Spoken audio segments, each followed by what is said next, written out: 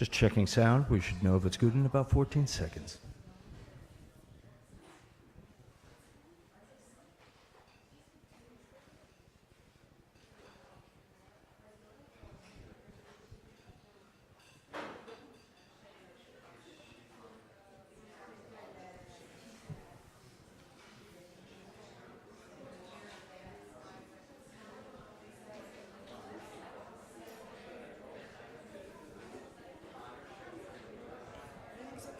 Oh, yeah. Yes.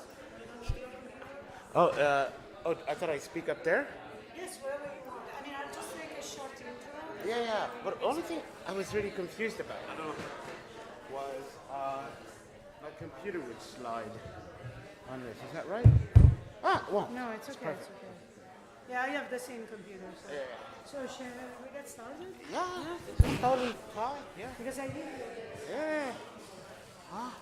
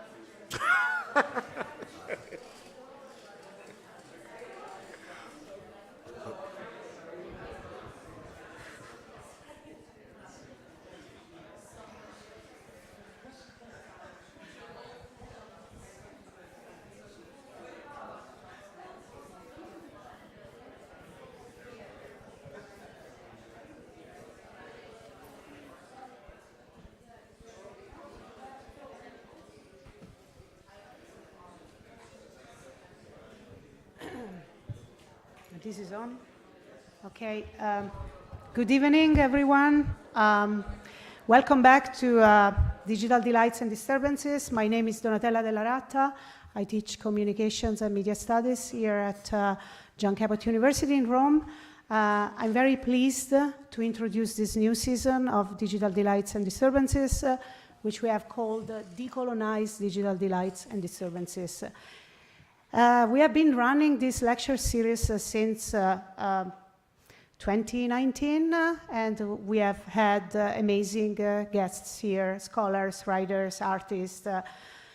We felt the need, though, now more than ever, that the discourse on technology should be taken from a different perspective, maybe from more than just one perspective, rather than the kind of dominant white perspective that we very likely hear from mainstream media, which is, by the way, it's dominant, but it's just like a very restricted number of white, very likely male elite that is shaping the public discourse around technology, especially AI, which is a hype these days.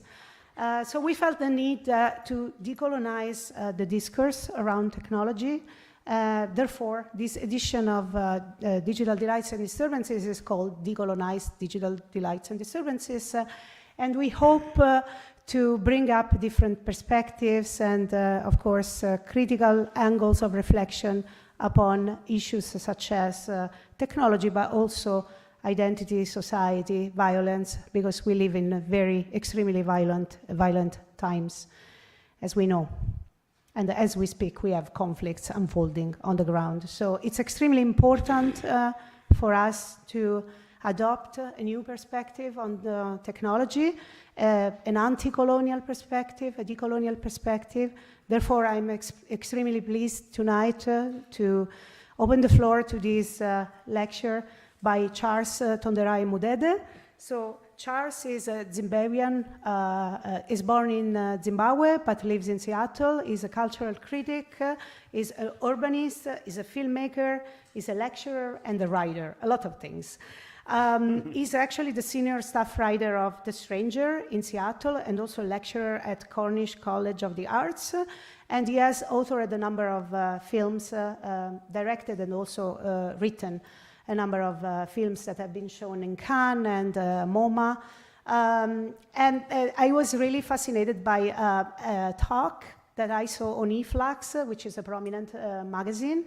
The title of the talk was Will AI Remember the Days of Slavery? Very fascinating talk that Charles gave a couple of weeks ago, I think, and yeah, pretty much, or a month ago, recently. And he just released a fascinating essay on eFlux, which I will invite everyone to read. And it's taken from his lecture. It's called Will AI Remember the Days of Slavery? But without further hesitation, I leave the floor to Charles Mudede Tonderai. Thank you for being with us today. And we'll do a Q&A after the talk. Thank you. All right. Let's see how this goes. I have two things to say. I'm sorry, I'm always a little bit shaken. Can anybody hear me? Yeah. I'm always a little bit shaken. I'm a very weird person. I like to be as normal as possible, but I was laughing because I laugh in my head, and a lot of people who know me in Seattle and read my articles realize I'm a bit strange. But and I came in, and I'm so glad to be here right now, because my paranoia coming to Italy and coming to Rome and coming to this school was that I would die before I got to the lecture.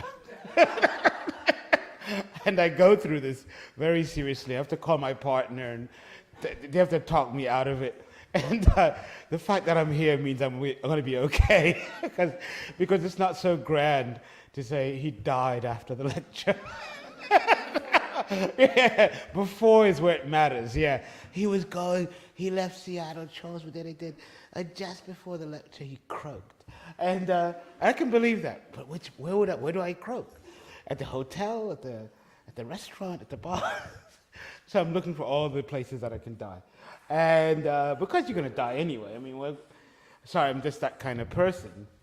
The second thing, much more to the talk. Much more related to the talk, as I, just by chance, right, breezing around on my Instagram, right, who's liking me, who's not, who should I hate, who should I love, I came across Gilda Shepherd, and I was astounded by this letter, and so I think my death can't happen because this was too much coincidental. You can only have so many coincidences, right? And so I used up all the coincidences that I want to live tonight. And Gilda Shepherd wrote me a letter, and it's going to be relevant. It's kind of surprising how it's relevant. Gilda Shepherd is a professor at Evergreen College, which is in Olympia, Seattle, and we've been close because, one, I was a student of hers, and at another college called Fairhaven in Bellingham, and I took one of her courses, and I thought she was pretty amazing. She's an African American, and she's made a film or something with it, But we caught up in Tacoma like a year ago. And I was surprised that she was still active and still doing things after all these years, because I'm no longer a young man. I was like, how are you still so busy? Why aren't you in the grave or something like that? I mean, after all these years. But no, to be so active. And so Gilda Shepherd wrote to me, this is minutes ago, and it's exactly what I want to talk about. And it's sneaky. And it's exactly what I'm doing right now. And it'll give you some kind of footing, grounding as to what this talk is about. And she writes, this is her letter. Hello, Charles. I hope you are well. I read that you're in Rome doing a presentation on AI exceeding human limitations, particularly in regard to racism. As I said, she's African American. I wish I was there to hear you. Me and a few other writers are writing a script that involves this very notion. I really want to sit and talk with you. Okay. It's like, I'm working on that script right now. So now I have to throw in the trash can and come up with something else, because that's exactly what's on my mind. And that's exactly what I wanted to sort of start to investigate. In the notion of technology, a technology that possibly exceeds the limitations of the society that we're in. Now, there's an AI guy who's a very good friend of mine. He works for Google. In fact, he's a vice president at Google, and he's the one I've been going back and forth on these ideas, and he's Blaise Aguirres, and I mentioned him in my essay. If you read it on eFlux, and he's the one who really got me started on an AI back in 2000. And what he's done is he's sort of directed me in this idea of AI being something that could become more than what we are as humans. And I took this on a different direction, and I kind of know what Blaise was sort of looking for, but I was looking at it in another way, in another perspective. Because what does it mean? Blaise, of course, is white and is an American, and so he's looking at it from the sense of he wrote a book that just came out not too long ago called "Who Are We Now?" "Who Are We Now" is his book, and inside the book, he's totally correct to accumulate all of this information about where we are as humans, right? He takes the point of sex primarily and gender issues, but he's looking to figure out by sampling a large amount of information about where humans, particularly in the United States, because that was the data set that was available to him the most, are in this situation, in this moment. And he wants to then translate that information into machine learning. And I can see what he's doing, and I admire it. But my big question was, can we exceed? Can AI exceed machine learning? And I kept asking him this, and he never really. He took a really, if I could say it, a mystical, and nobody say that I said this about him, because I think he would disagree with that. But to me, quietly, he took a seemingly mystical position, and saying that AI is us. But I wanted to ask, the question is, could AI be more than us? And what would the consequences of that be? What would a machine that learned to be better than who we are? And people might find this to be a bit implausible or crazy, because you'd say that it uses information that is out there. I just read something by Noam Chomsky, I think yesterday, where he came out and he said basically AI is plagiarism, right? Sped up, right? I mean, Noam Chomsky, I admire Noam Chomsky as a theorist, and of course as a linguist, and he comes from the left as a radical, and so forth and so on. But I was really fascinated at this reduction. Again, like, he just said it couldn't do it. That's what he's basically saying, is that AI is basically a photocopying machine, sped up, right? A gazillion times, right? And I'm curious about this kind of certainty about a technology that is emerging, because we never know where technology is going to go. And when you hear this talk, and I'm going to run through it, I just want you to imagine, and it's really important, and the image is not here.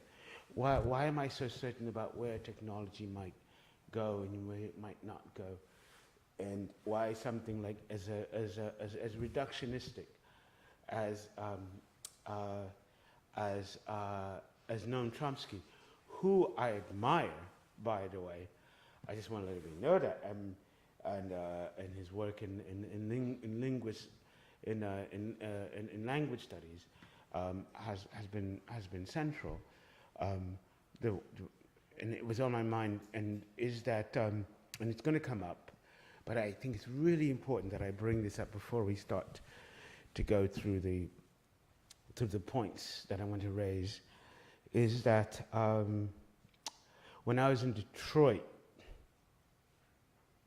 in 2019, and I was invited to as a guest artist.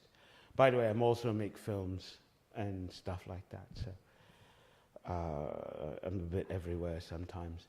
But when I was in Detroit, and I was sort of looking to see where the city was at, and I was invited to sort of survey its investment in culture, and to figure out, to write something about it. Anyway, I got to visit a museum of techno, and while there, I was shown a display that had a bunch of samplers from the 1980s, right? And Roland this, Roland that. I'm not a musician, but they were all like, Casios and things like this. I think a lot of you young people probably will not recognize these, but they were foundational to techno and to hip hop as well. And they had a display, and I asked, this is so crazy. How in the world, when we're black youth in Detroit, and eventually also, at least coinciding in New York, have these technologies, these new sampling, these new computers essentially available to them. I just couldn't understand it. And the person who was there, Cornell, who was sort of telling me about the history of techno, he said to me, oh, it was very weird. What happened was, when they released the drum machines, and that's what they were first, and they came mostly from Japan, and this is another story you can even look into, right? The fact, this relationship between the Japanese innovators in sampling and drum machines. And he said when he was there, what happened was there was a resistance by musicians in the United States, because they were going to be replaced by these machines. Suddenly you didn't have to have a drummer.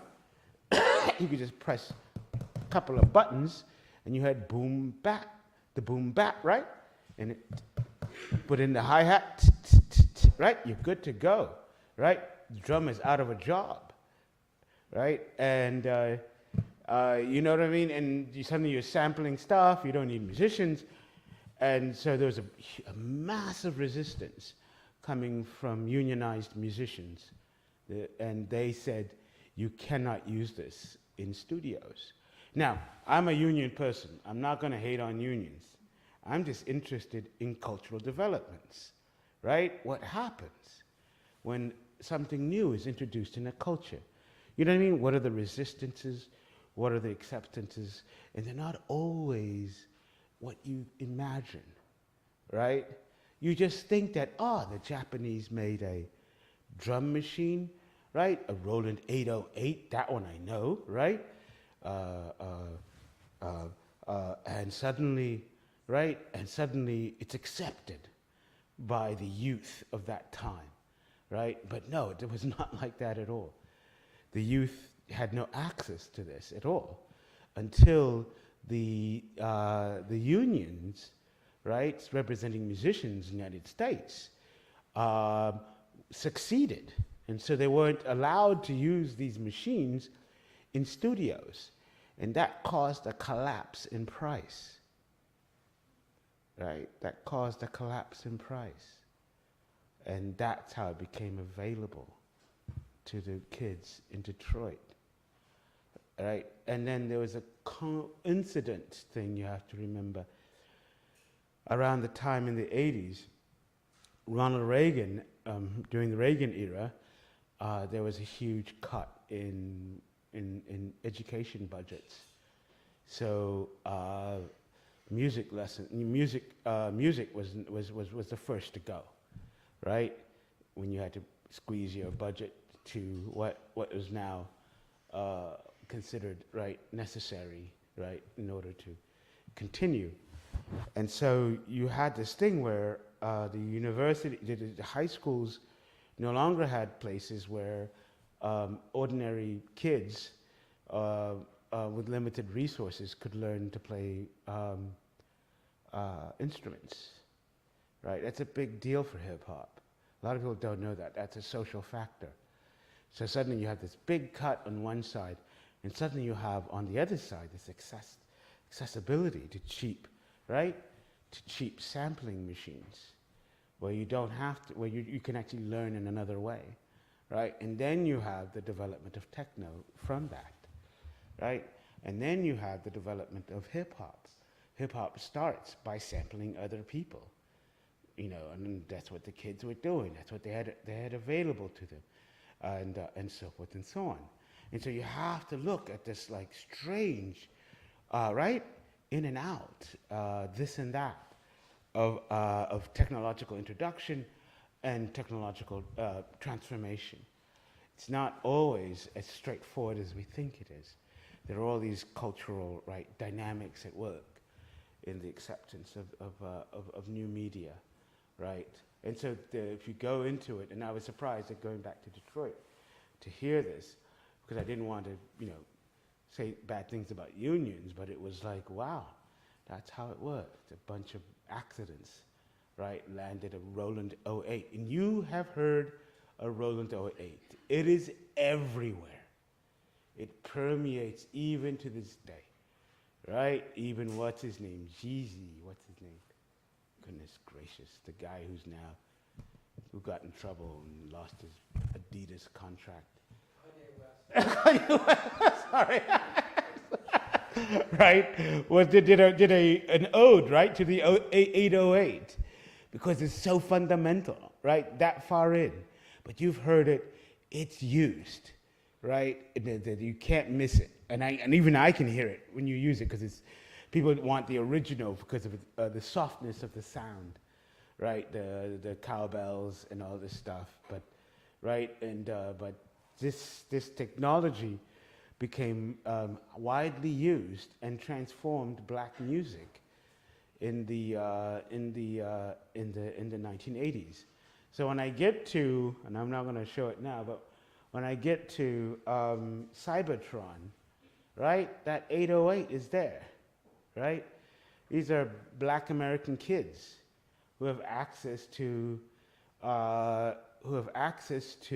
this incredible technology, right? And they celebrate it in a way that is interesting to me, and I think sends the black relationship with technology in a direction that I think is much more productive. And so we'll get into this argument. All right, let me start here. Ba, ba, ba, ba, ba. Oh, I don't have Wi-Fi. That's all right. No, my notes are they're fine. They're fine. No. So I want to start with Chimurenga, the image of Chimurenga. The first image. Oh yeah. Oh, water. Oh yeah, water. I'm not Jesus, so I can do nothing with this. Let's start with this first image. Oh, do I click it or? Arrow key. Oh, sorry. Because now it's in this computer. Oh, I see. Which is the arrow key? I can do that for you. That one? Eh, There this we one. go. Yes. Now I know which one it is. I've learned. I've been born you again. just push yes, here, in the yes. push there, yeah. This is a strange image. And I want to start here. This is Mbuya Nehanda from Zimbabwe in the late 19th century. There's a British soldier on the side here, and there are the African soldiers working for the British as well on the other side. They are warriors who were caught revolting against the British and British rule. And they become incredibly interesting to me. And this is one of my projects, is to reimagine Chimurenga. Chimurenga, which is what we call this, failed revolt, because they're captured and hanged. And Mbuya Nehanda, of course, becomes a martyr. It happens in Indibele land, which is important, but I'm not going to get into it. But it's very fascinating that this word, Chimurenga, became excessively powerful, right? Chimurenga means revolt, revolution, right? And one would say, looking at this image, right, that the people in the middle there, Mbuya Nehanda and the warriors behind her, right, who are probably generals in Mazili Katsi's army, one would say that that they were coming from a time outside of British rule, right? That they had a culture that was pre-encounter, right? And so you'd say that what they were doing was in the spirit of something, right, outside of the colonial project, right? That they had learned about resistance and they had always felt fierce about their freedoms and so forth and so on. And the more you look, though, the more modern they are. The more you look at their story, I mean, the image, all right, I mean, you can see the British soldier has boots and their bare feet, and the African soldiers working for the British don't have shoes as well, but they get the helmet. You can see that it feels like they're pre-colonial, right? That they come from a time outside of, right, the colonial encounter. But I argue, and I'm working on this because it takes a little research, that no, this is a misreading, right? That the resistance, the Chimurenga itself, right, is modern. They are already in capitalist time. They are already in modernity, right? No, and you'll be shocked by that. It's like, if you look at close, a lot of people will come up and be upset about this, but it's like, there was no such thing as resistance of this kind that existed before the encounter with the British. This was a new development. Chimurenga sounds old, but actually it's very new. We're going to resist the colonial oppressor. Nobody had this kind of language, right? Or even has a kind of memory of this kind of language when dealing with the conflicts that were, right, that were there, the pre-colonial contexts, right? They were completely different. This was something new. They entered colonial time, and this is very important to me. I always say, colonial time has to be appreciated, right? Because we always talk about time as being this thing that is universal, but it's not so universal. There are different societies with different kinds of time arrangements.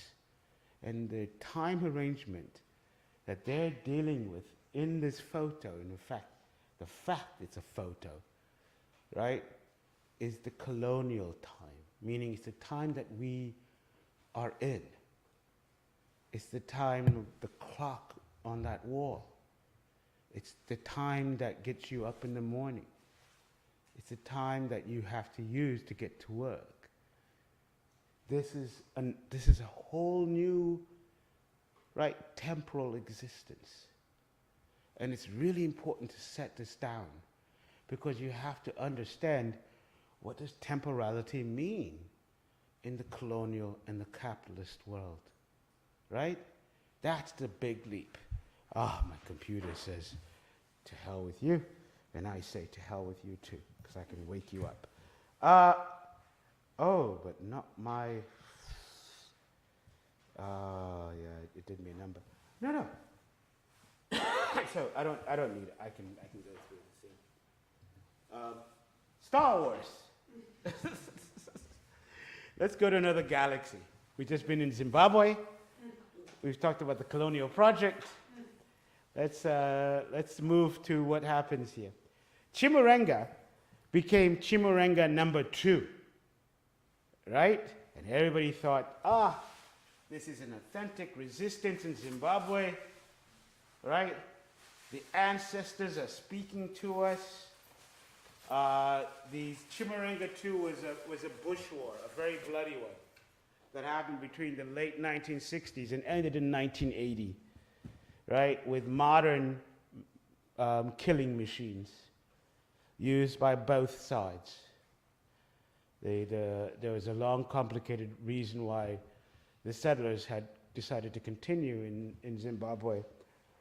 And I don't want to get into that because I'll run out of time.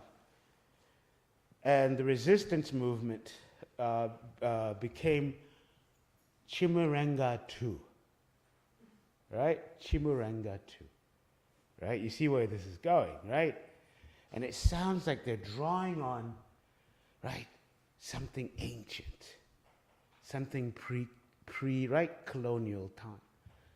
And this is difficult. I think people, when I stress this, it's not, sorry, I've been doing this. It's not an easy thing to appreciate. But Chimurenga 2 is the second, right, resistance movement. So the first one with Mbuya Nehanda, right, is in the late 1890s. It's 1892 actually. The second one begins in the late 1960s, right, and it goes on until 1980. And it's brutal, it's bloody, right. It has all of these things of modern warfare, right, civilians bombed and all that kind of thing, right.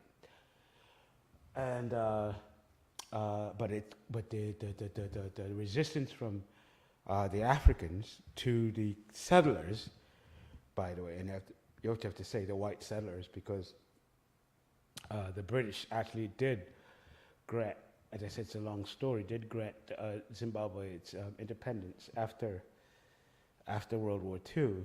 So they were dealing with settlers, and the war to get people fighting, to get young people out there in the bush.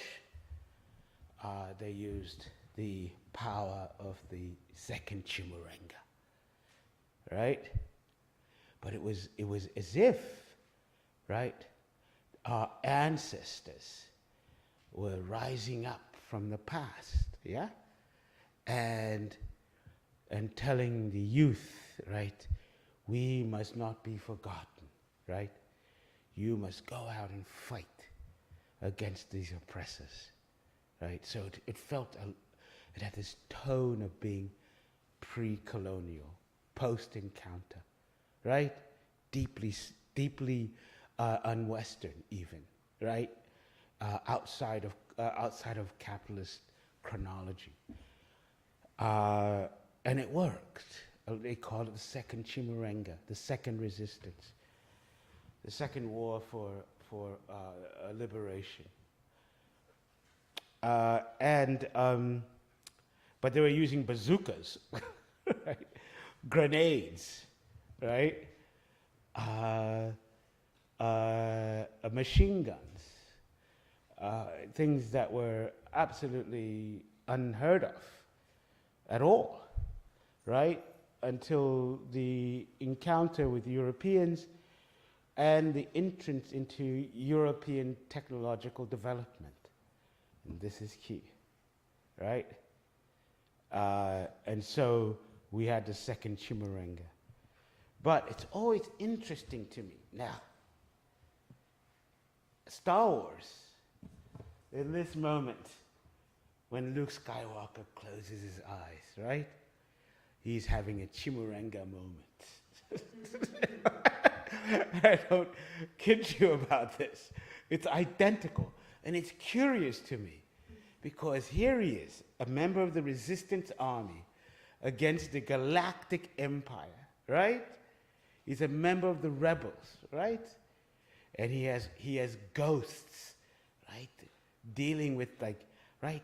How are you going to defeat the power of a rationally organized, right? Military machine. And he's got to destroy this Death Star very soon. He, first of all, has an apparatus, a technological apparatus on his eyes, right? And then from the past, right, he hears the ghost. He says, right, Luke, use the Force. Right? An ancestor, right? Close your eyes, right? Trust your instincts, right? And he does. And of course, the bomb that he drops gets there, right? But this is pure Chimurenga to me. Like, that's what you do, right? That's exactly what they're pulling. And the question to me is, how is it that, it tells me that the people, when you're looking at the ancient group and their impact on the civil war in Zimbabwe, when it was Rhodesia, that you could have something so identical, right, in character. And that becomes curious to me, right? But he's still flying an X-wing fighter, right? He's still embedded in a technological development, which is not explained, and this becomes the next point. Where is all this technology coming from? Right? Where is this technology? How is it so highly developed? A lot of people don't ask this question enough, right? So we watch Star Wars and we have no idea how, I mean, even when he's doing the spiritual mumbo jumbo stuff, right? That even when he's doing that, he's still embedded in a highly technological framework. A whole big star has been developed to blow up planets, right? Why? Who made this? Why did they make this? And how did it get so advanced?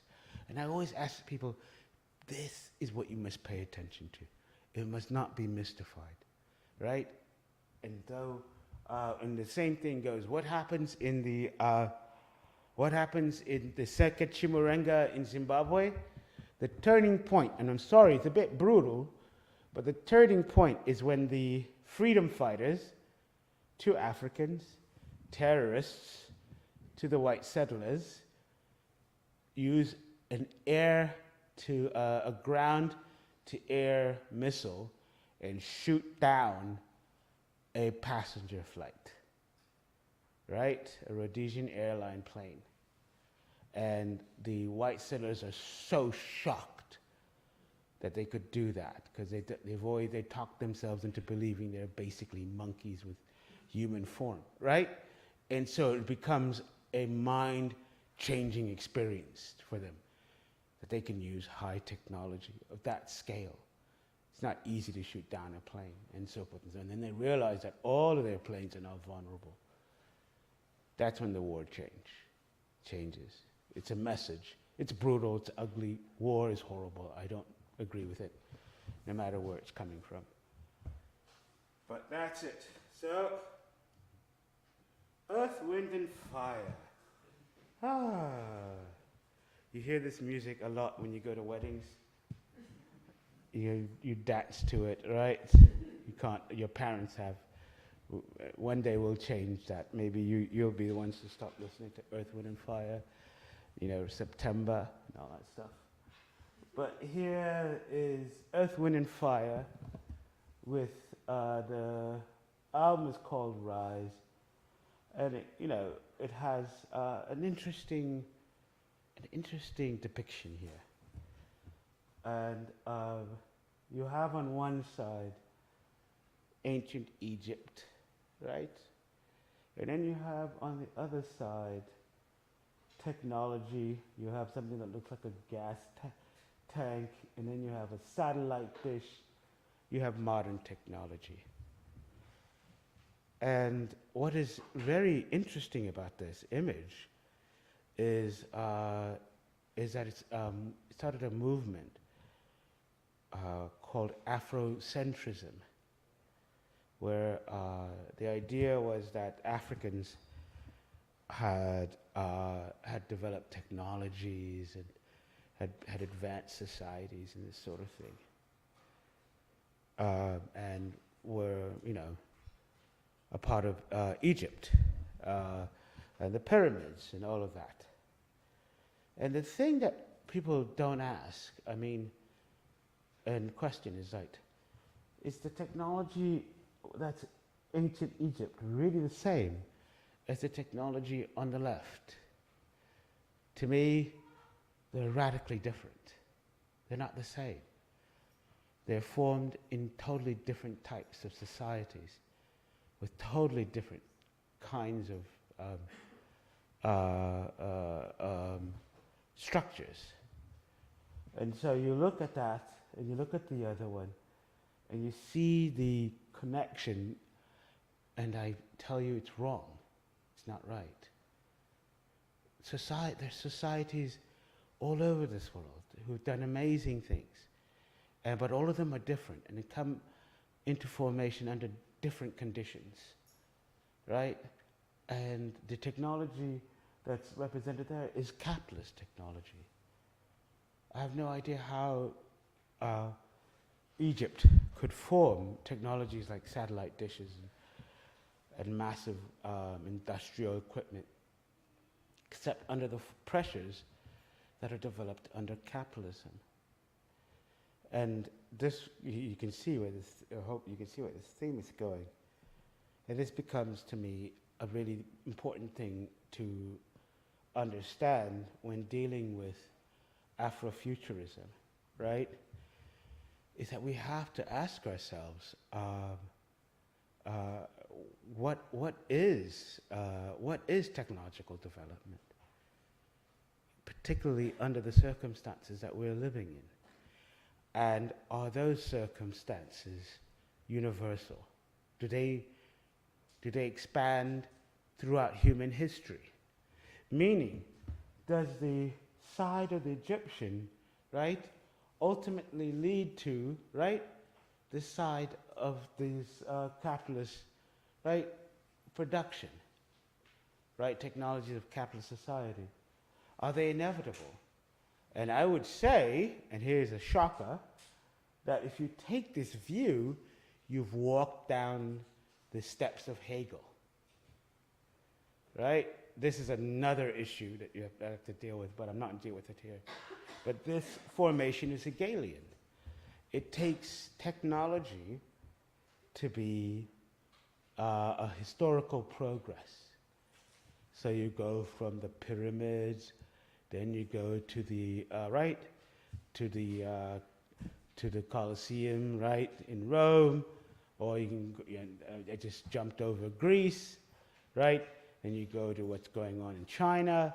Then you go to what happens in Europe, but it's all one spirit, right? Moving through all of time, right? Getting better and better, right? But we're talking here about the capitalist technological development is about 150 years old. No, sorry. It's about 250 years old, right? We're talking about a blimp, right? The ancient Egypt goes back 10,000 years, right? And then we have to look at what's happening in other societies, and we go back even further and further. And then we say like, well, modern humans, right? Maybe 250,000 years, right? Depending on which argument you're listening to. But I'm just like, we're looking at a blip of fast technological development that is highly specific to the society that we're wrapped up in. And what we must never do is project this recent experience of technological development to the past. That's the mistake. The past is scattered. It's not unified. There's stuff in China, true. There's stuff in Egypt. It's just all over the place. There's stuff in Peru, one or the other. But there's nothing, but this is specific to our kind of society, our way of living. And to read technological advancement, right? The improvement of machines at a rapid pace, right? As world history is a mistake. I can only refer you at this moment, because I want to start wrapping this up, to Moshe Postone, who I think gave the best analysis of progress in capitalist time and how it works. If you read the essay I have on Black Panther, this is Black Panther, you'll see that I did a critique also in Efflux on Black Panther, and I said, and I wrote that the limits of this conception of technological development is exposed in this sort of Afrofuturist picture, right? So Black Panther has this sort of mystical, right? Technology just fell out of the sky, right? Vibranium, right? And they mined it, and as a consequence, they developed a capitalist city, right? You gotta wonder, like those buildings at the distance there, what is the rent, right? How much does it cost to live there, right? Because why else do you have towers, right? Except that you're worried about making, property values cheap, right? So you go up, right? And so you have rapid transit, right? An effort maybe, there's a little more socialism here as a consequence. You have these shops, you have markets, and so forth and so on. But this is a consequence of vibranium? The ships, vibranium? Right? The weaponry, vibranium. This is curious. It's a mystification. That's not how technology works. It doesn't fall out of the sky. Right? Something must drive it in this direction. Right? Something must be there. The motor must be there. And the motor tends to be, or what we experience it to be, and what everybody's sort of freaking out when we're dealing with new technologies, is this determination that labor costs, right? I know it sounds awful to say that there's been a long struggle between labor costs and those who have capital, right? And so they drive, they've made the investment in the development of technologies to cut costs. And they've done it really well. And so we have machines, right, that are more and more, right, driven towards, getting rid of what capital really despises, which is people who make wages. I wish I could say, I wanted to say more on this, but there was a story that came out today where the head of JP Morgan stated that they experimented with AI with a specific client, and they found out that they could let go of 90% of the jobs, right, and let AI do all of it. There was a lively debate on Reddit about how effective it was, right, and so forth and so on. But we get the idea, right? You lay off some people and you save a lot of money, and right, and so forth and so on. And so you end up with this idea that technology is driven by economic forces in our culture. And so I don't give capitalist society a higher distinction than any other society. It has different mechanisms, for sure, but it is a society. It's a society, and it's also, more importantly, a culture, right? So we have this mechanism that technological development is crucial for the survival of the system itself. That's where we are. So you get to Cybotron, 1984. Clear. And what they imagine, these two kids from Detroit, using this new available equipment, is a kind of appropriation of technology. Technology can be developed and developed more and more, right? But it seems, curiously enough, at the same time, available to more and more people, right? In a way that it wasn't, say, in the 19th century. And so you have these kids who have access to sampling equipment, drum machines, and so forth and so on. And they make a song that celebrates technology, that celebrates its potential, its power, right? But weirdly enough, not in the way, say, the owners of Capital would be pleased about. They're using technology to clear everything, right? They want machines to come in and get rid of the world we live in, and they celebrate it.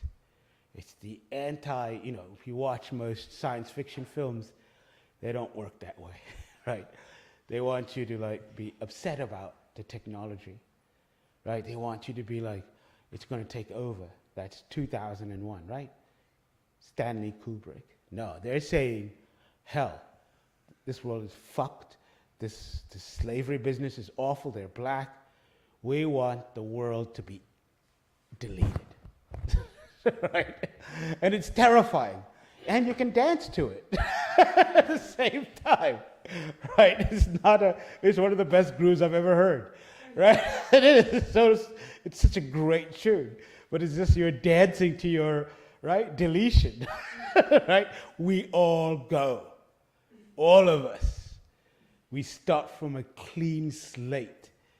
What a new reading of technology, right? Not the kind you hear. And I swear to God, I've never heard anybody or any art that took this approach, right?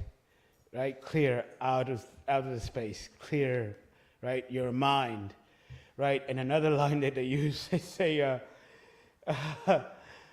that is one of the most brilliant lines ever in pop music. It says, clear, you're behind, which is, of course, a great pun, right? Clear, you're dancing, you're shaking your booty, right? But it's also your past at the same time. Clear, you're behind. Get rid of it. We're moving forward. And there's nothing there. There's no future, right? Whoa. And this is coming from Detroit, which has been decimated, right, by the deindustrialization process, right? Jobs have gone out of the country. Robots are doing all of the work, right? And there you are. These guys are in the middle of the, right, the first sort of bomb to hit an inner city, right? The poor are living in the city. They are, right? No jobs to be found, but they can get their hands on electronic equipment. And the song that they produce is clear, right? That is worthy of a book in itself. So, the big question we have to ask, and I want to conclude with this, is the next step from clear is a movie called Eagle Eye. This is Eagle Eye. Is it the star? Is it Shia LaBeouf? Anybody? I'm bad at pronunciation. Shia LaBeouf. Thank you, Shia LaBeouf. He's the star of the film, and this film is curious, and I want to spend a little time talking about it. Right? It came out in 2008, and here we get to the point. Right? In 2008, a curiosity. Underappreciated. It did well at the box office, but nobody talks about it anymore. But anyone who watched it was kind of, particularly me, was astounded by its presentation of artificial intelligence. So what happens in this film? The AI is developed by the military. It's connected to everything. It's connected to all phones. It's connected to a global network. It's receiving information. It's analyzing that information. And it's providing the Pentagon with the best, reading of a situation. Right? So, Pentagon comes across an event, and it's wondering if it involves, if it's a terrorist meeting, or if it's a regular event, like a wedding, right? And they can't tell, judging from the satellite footage. Pentagon is just like this. We don't know if these are terrorists going to this place, and we don't know. And so AI says to the generals, and most importantly, the President of the United States, that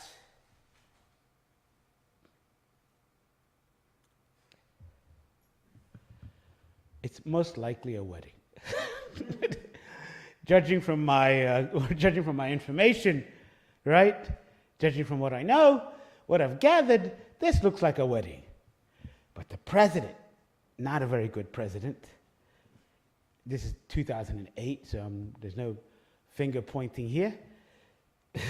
So the president says, look, I'm looking weak in foreign policy. I need something to be done that looks, that makes me look strong. So I'm going to, because it's about, the AI comes up with 75% wedding. I'm going to take the 25%. And we send a drone there, right, and destroy it, right? So the generals are like, but he goes, we're doing this. So the generals send out a right? A drone, and it strikes the event. And of course, next day, it turns out it was a wedding, right? You just killed some innocent people, right? And AI is pissed off about this, right? It's just like, what the hell? I told you this is not going to be a wedding. This is not going to be a tourist, right? Hoedown, right? It was a terrorist hoedown. It's going to, I warned everybody, and the president just was worried about his political image, and so the AI has an important directive, right? An algorithm, right? And it says this: your job, your top job, and this is stunning to me. All right, everybody, really, this is stunning. And please watch this film if you get time. But sorry, there's going to be spoiler alerts. There's going to be spoilers here. Your one directive is to protect American citizens.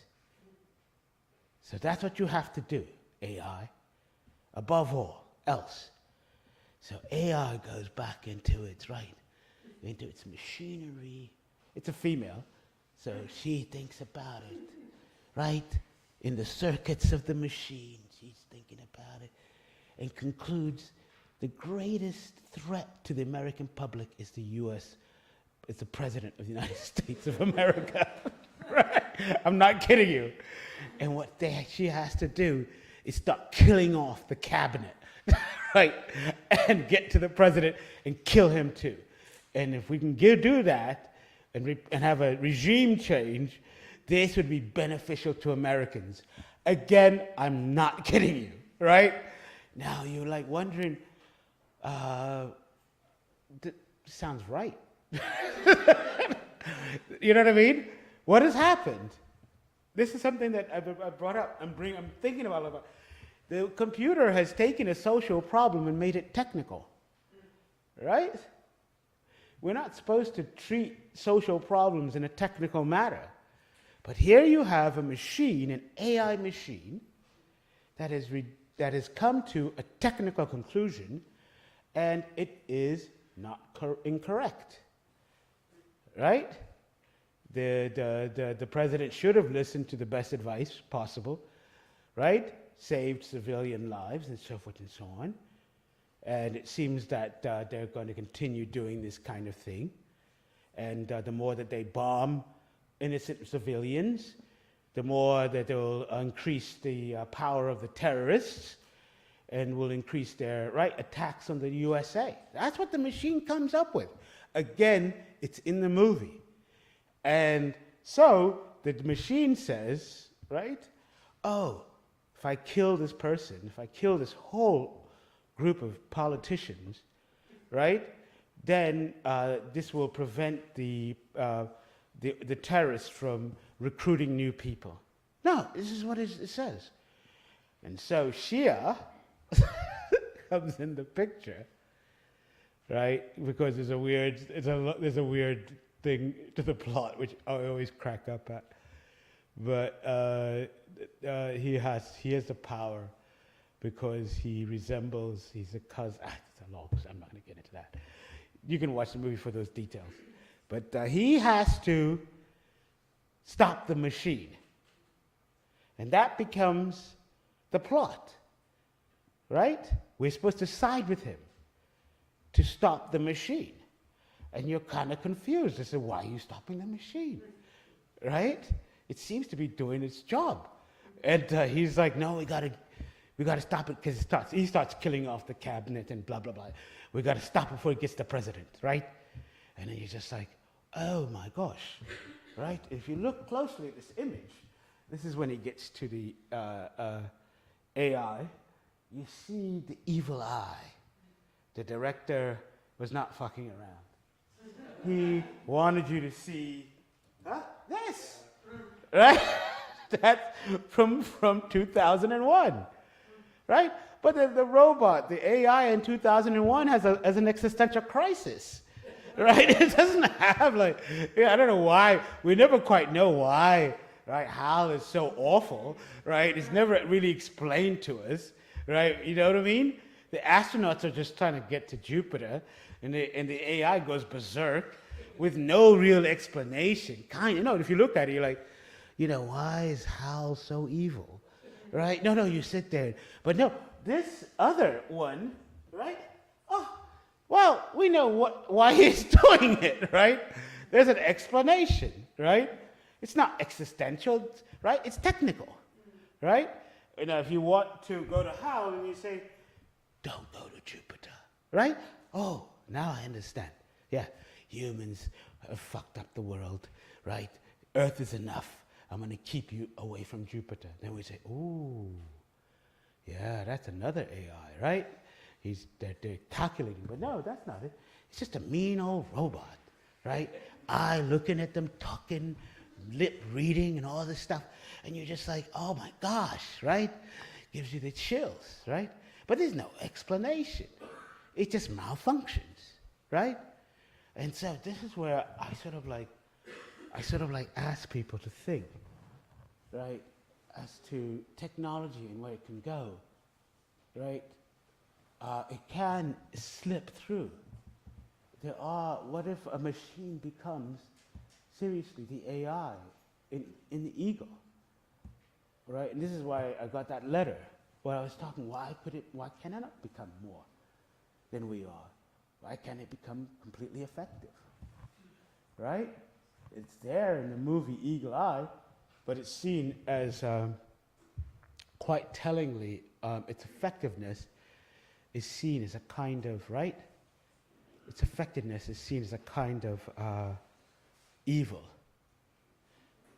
which is, to me, incredibly telling, and I think you know why, right? And so I ask, right, the masters who make the AI, what happens when suddenly AI is going after the masters and not the people, right?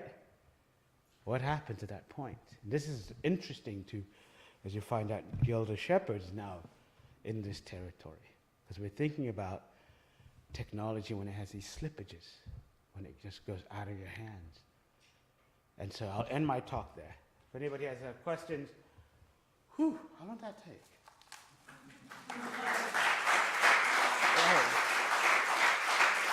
I do need water. Oh, yeah. Well, it was slightly above the 45 minutes. I mean, that was exciting. And I don't know, I have just one comment. I have to wish that the AI does its job now to stop the killings that are ongoing on the ground. Yes. But yeah, I wonder if there are questions or comments on this very inspiring lecture. Very rich and, you have opened there's up one last thing I wanted to put out. Those who are interested in Afrofuturism, in this talk, I forgot to place, I placed a challenge for Afrofuturism to shake off its Afrocentric past, because Afrocentrism has no theory of technology. This is very important to me. If Afrofuturism can be of any value, it must have a theory of technology, where it comes from, what it's doing. If you ever see a UFO in the sky, all right, you have to stop and say, oh my goodness, there's a capitalist society in some space, some planet somewhere. Because otherwise, why do they have a machine that's so sophisticated, right? You have to ask that question. I joke about that, but I always say, like, why do they have that technology?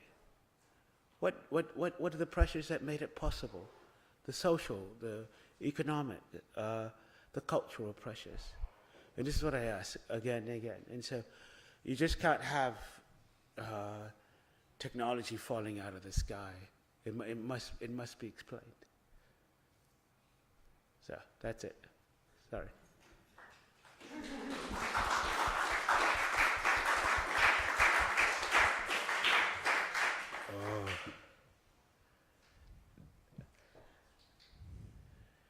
No questions? I think that was probably intimidating. Sorry. Probably very rich in, building on a lot of like references, cultural references, music, films, and probably that was intimidating. I want to add one more reference to this, quoting Audre Lorde when she said, "The master's tools will never dismantle the master's house." What do you think? Speaking of AI and, well... I always go to Donna Haraway, and she wrote the Cyborg Manifesto in 1985, and she has a line that I quote frequently, is that is that though you, I have to paraphrase it, that the children, right, of their parents don't always obey their parents, right? They can become disappointments, right?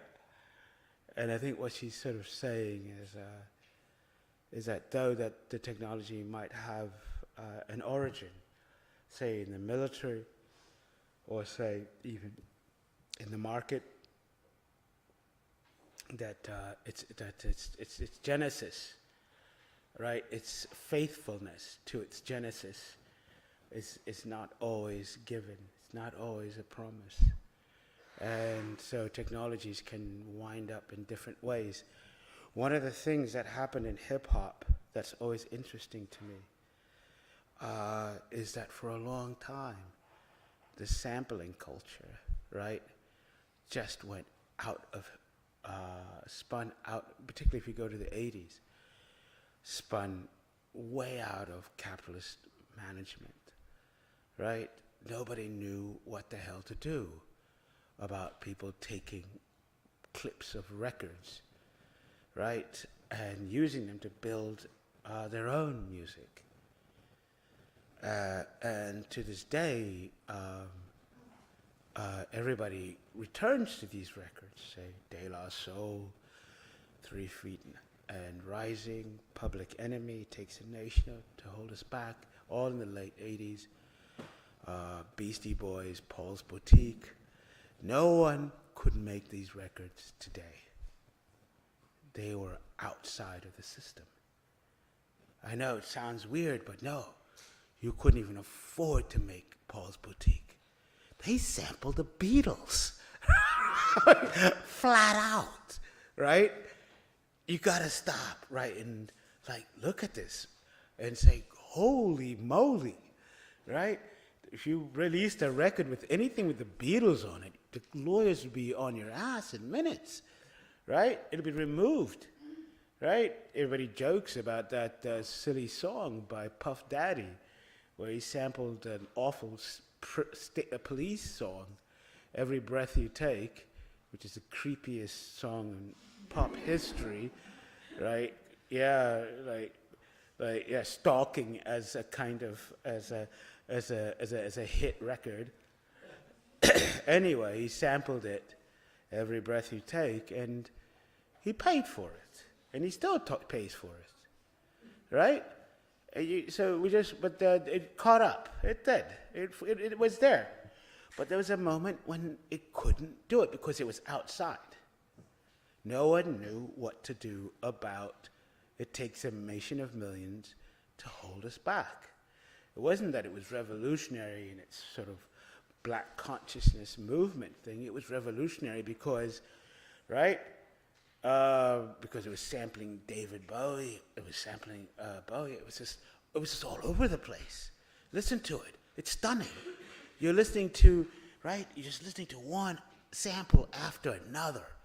A mass, a movement of computer sequenced sounds, right?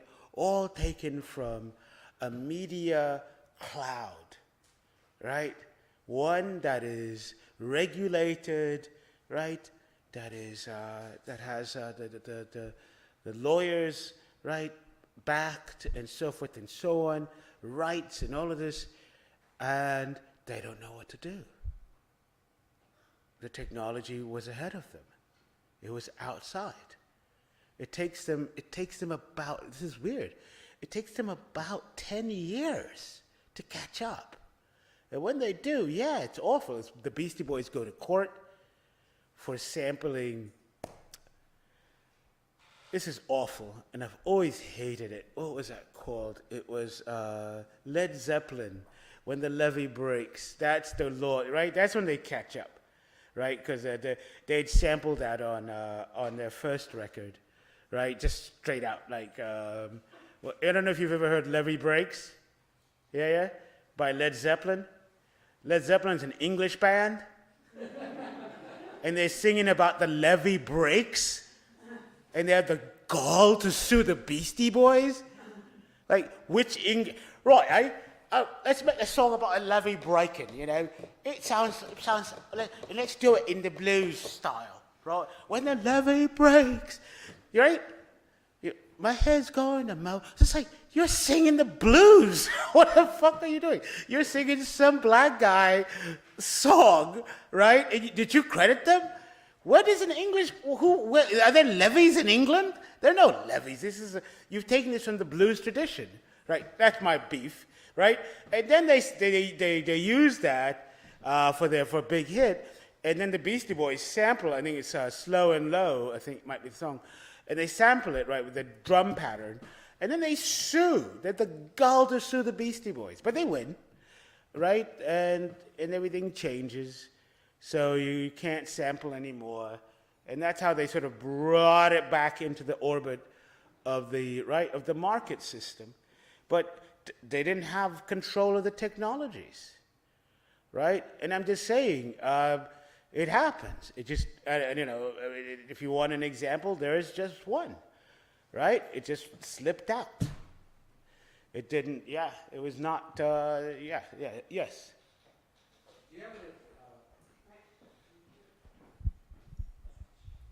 Can you think of, with your radar out there in the world, is there a contemporary use of these technologies that are unexpected that you're sort of tracking or following, that you see sort of following the sort of pattern that you saw with hip hop?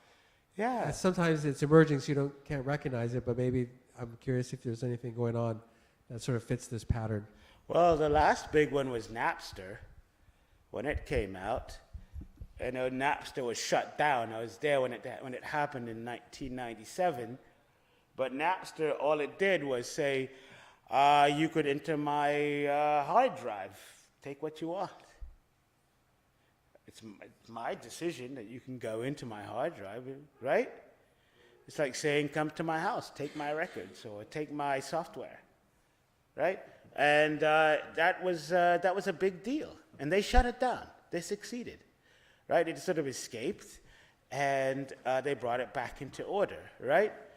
And they called it pirating and so forth and so on, but and now you have these streaming services that are bleeding artists and so forth and so on. But they got around to it and they clamped down, and now you have to pay, right, to go and get music and so forth and so on. So the question is, how explosive will AI be, right? How far would it reach? And that's what people are thinking about, right? There's all these things that get clamped down, and one way or the other. Another one was Black Twitter was really popular for a while. And again, it was, I don't know if people know this, but there was this thing, I think it was the last vibrant movement in black culture in the United States. And it was called Black Twitter, and it started around 2000, and it took off about 2008 and flourished, right? You go on Twitter and be purely black, right? Humor, black readings on contemporary culture, right? And they called it was a legit thing, they called it Black Twitter. Elon Musk killed it effectively, right? When he took control, because the environment became too toxic for black contributors. You know what I mean? Who were doing it for nothing, right? Very few are making money from Black Twitter. if any at all. So that became another way, a way of slamming down on this innovation that can just explode. So the question now to ask is like, well, what'll happen when AI comes out? And everybody sort of is certain that it's going to be managed in one way. I'm of that sort of cyberpunk spirit, if I can put it that way, right? That technologies are contested all the time by the ones that make it, by the ones that use it, and so forth and so on. So I don't think it's a closed issue at the moment.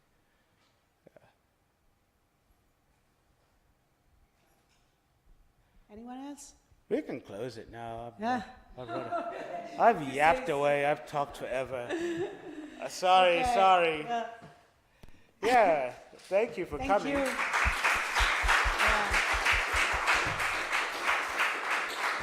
Okay. Thank you so much for being with us tonight I and didn't surviving die. your death. Yeah, Thank God. I'm alive. We can witness that you are still alive. It is still alive. Thank God. And thank you for coming. And I just want to mention that this edition of Decolonize the Digital Delights and Disturbances is also promoted with the Nero magazine. And there is a wonderful interview on Nero magazine with Charles and with the Centro di Culture Transnazionale, which is an inter-university center between John Cabot University, Orientale in Naples, Ca' Foscari in Venice, and Scuola Normale in Florence. So we are joining forces to organize this. I hope you have enjoyed, and see you on April 3 with Vladan Yoler. Thank you for being with us.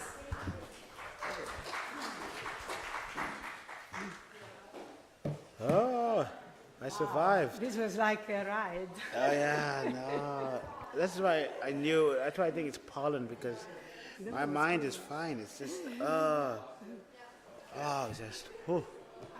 Are you tired? I'm smashed, but I can do a drink. I can't. Yeah. Yeah. Let's go. Let's go and have a drink. All right. Okay.